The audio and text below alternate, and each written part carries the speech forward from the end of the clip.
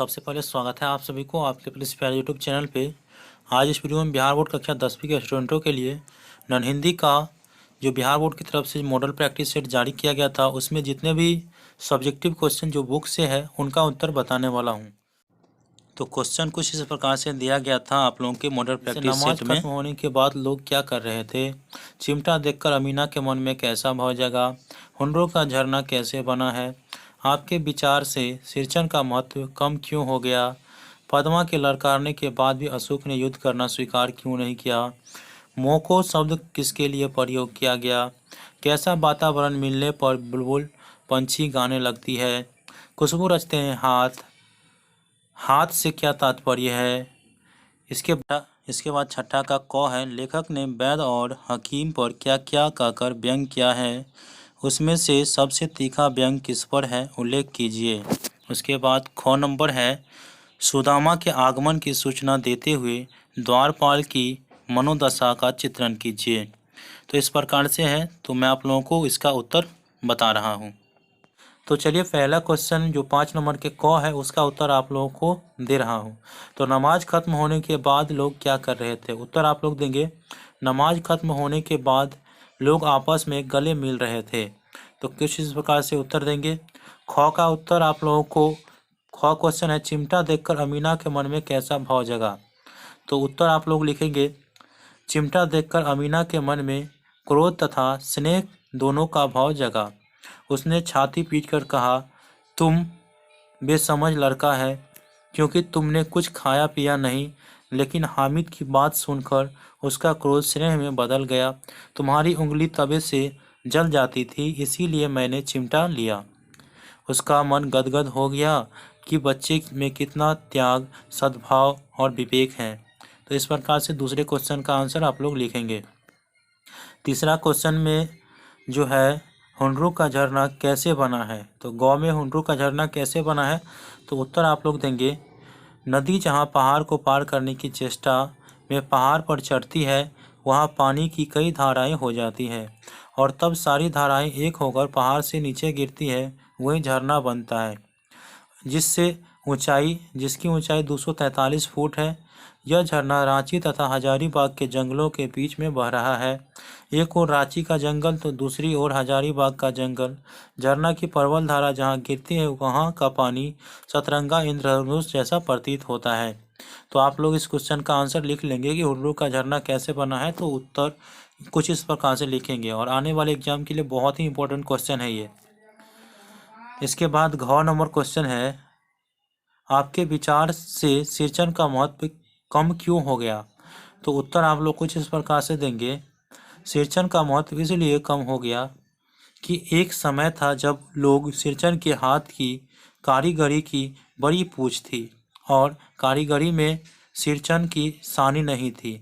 बड़े बड़े बाबू लोग उसकी खुशामदी करते थे, क्योंकि सिरचन बांस की तीलियों से चीके, पटेरों से शीतलपटियाँ, सतरंगे डोर के मोड़े, भूसा चुन्नी के झोले, सूखे पत्ते की छतरी, टोपी तथा ऐसे ही बहुत सारी चीज़ बनाता था। लेकिन अब सिरचन काम करने के बजाय चटोर बन गया है, काम भी ठीक से नहीं करता, इसीलिए मेरे विचार से सिरचन का महत्व कम हो गया है। तो उत्तर आप लोग कुछ इस प्रकार से लिख लेंगे, नोट डाउन कर लीजिएगा वीडियो को रुका करके, ठीक है। तो देख सकते हैं मैं आप लोग को धीरे धीरे बढ़ा रहा हूँ, आप लोग नोट डाउन कर लीजिएगा वीडियो को रुका करके। इसके बाद अगला क्वेश्चन मैं आप लोगों को बताता हूँ।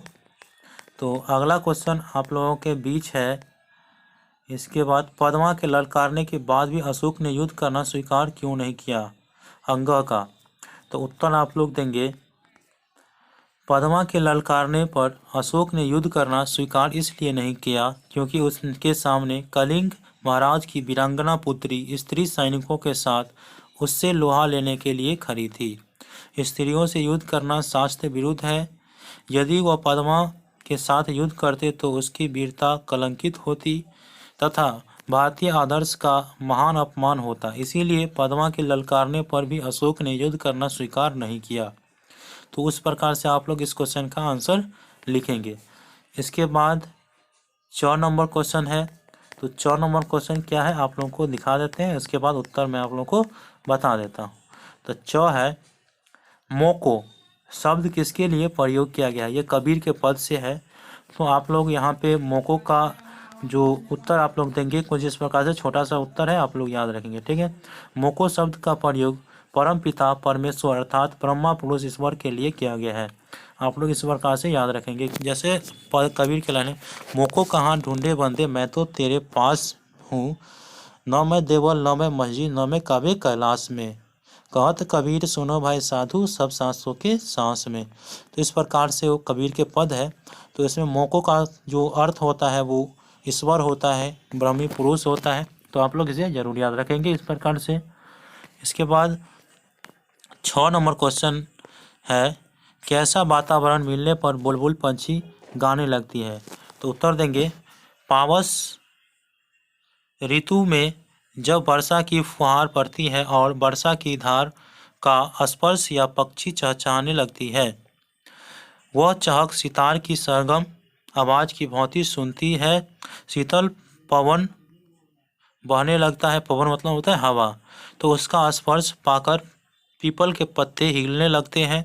पत्ते की रगड़ पानी पड़ने से सरसर मरमर की मधुर आवाज़ निकलती है। ऐसे मनोरम वातावरण में बुलबुल व्यग्र होकर अपनी मधुर तान छोड़ने लगती है। वर्षा जल पाकर सारा वन हरे हरे पत्तों में लद जाते हैं। वन की हरियाली कल कल छल छल करती बहती नदी तथा पत्तों की सरसर मरमर ध्वनि से गुंजित वातावरण उमांदक हो जाता है और बुलबुल को गाने के लिए व्यग्र बना देता है। तो इस प्रकार से आप लोग इस क्वेश्चन का आंसर लिख लेंगे। इसके बाद जो नंबर क्वेश्चन है, खुशबू रचते हैं हाथ से तात्पर्य है। तो खुशबू रचते हैं हाथ से क्या तात्पर्य है, आप लोगों को कुछ इस प्रकार से लिखना है। खुशबू रचते हैं हाथ कहने का कवि का तात्पर्य है कि जिन हाथों की मदद से लोग सुखमय जीवन का आनंद लेते हैं अथवा जिनके श्रम के परिणाम स्वरूप स्वर्गिक सुख का भोग करते हैं, हर काम श्रमिक के सहयोग से ही संपन्न होता है। बिना श्रम के किसी काम की पूर्णता की विकल्प तक नहीं की जा सकती। श्रम पर ही सारी सफलता निर्भर करती है। तात्पर्य की एक से एक अद्भुत वस्तुएं इन्हीं हाथों के श्रम की देन है। अतः व्यक्ति का भाग्य या सुख इन्हीं हाथों के श्रम पर आश्रित होता है। इसीलिए कवि को कहना पड़ा, खुशबू रचते हैं हाथ जो कूट सत्य है। तो इसको आप लोग इस प्रकार से याद रख लेंगे। इसके बाद 6 नंबर क्वेश्चन का जो क है उसका क्वेश्चन कुछ इस प्रकार से है, लेखक ने वैद्य और हकीम पर क्या क्या कहर व्यंग्य किया है, उनमें से सबसे तीखा व्यंग किस पर है, उल्लेख कीजिए। तो आप लोग इस क्वेश्चन का आंसर कुछ इस प्रकार से देंगे कि वैद्य जी के पत्रा देखकर ग्रहों की स्थिति पर विचार करते हुए शुभ मुहूर्त में आने की सूचना पर लेखक की उक्ति है, सुनकर मेरा कलेजा कबाब हो गया और रोग का कारण बताया। तब लेखक ने यह कहकर व्यंग किया कि जरा अलमारी से आपटे का कोष तो लेते आइए, दवा पीछे होगी। पहले समझ तो लूँ कि मुझे रोग क्या है। हकीम जी के संबंध में लेखक की व्यंग्योक्तियाँ उनकी वेशभूषा, उनके शरीर के दुबलेपन इत्यादि पर है। अंत में हकीम जी पर टिप्पणी लेखक ने इस शब्दों में की है कि रहते थे बनारस में मगर कान काटते थे लखनऊ के। वैद्य जी और हकीम जी, इन दोनों से सबसे तीखा व्यंग हकीम जी पर है। किस पर सबसे तीखा? वैद्य जी और लेखक जी, वैद्य जी और हकीम जी में से सबसे तीखा व्यंग जो है वो हकीम जी पर है, क्योंकि हकीम जी की वेशभूषा, उनके स्वास्थ्य और नजाकत पर व्यंग किया गया है। हकीम साहब में मजाकत भी बला की थी। तो इस क्वेश्चन का आंसर आप लोग कुछ इस प्रकार से देंगे। इसके बाद उसी में ख आंसर है, ख ख आंसर मैं ख क्वेश्चन का आप लोगों को दिखा देता हूँ, उसके बाद आंसर आप लोगों को बताता हूँ। सुदामा के आगमन की सूचना देते हुए द्वारपाल की मनोदशा का चित्रण कीजिए। जब सुदामा कृष्ण से मिलने के लिए जाते हैं तो द्वारपाल सुदामा को रोकते हैं और कहते हैं कि थोड़ा देर रुकिए, मैं द्वारकाधीश से बात करके आपको अंदर बुलाता हूँ। तो आप लोगों को ये लाइन तो लिखना नहीं है, आपको इसका अर्थ लिखना है, ठीक है।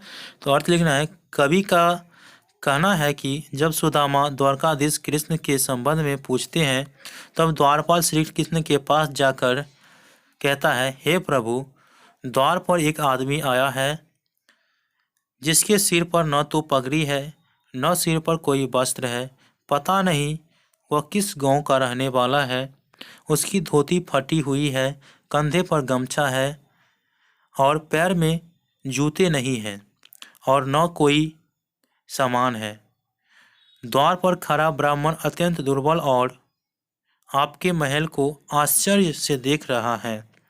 वह आपके निवास स्थान के बारे में पूछते हुए अपना नाम सुदामा बताता है। तो इस प्रकार से आप लोग इस क्वेश्चन का आंसर लिख लेंगे। तो अब आप लोग नहीं कहिएगा सर मॉडल प्रैक्टिस सेट में जो सब्जेक्टिव दिया था उसका आंसर नहीं बताया। तो मैं आप लोगों को इन सभी क्वेश्चन जो बुक से है उसका आंसर मैं आप लोगों को बता दिया हूँ। तो आप लोगों के बीच मिलते हैं अगले वीडियो में, तब तक के लिए धन्यवाद। जय हिंद, जय भारत।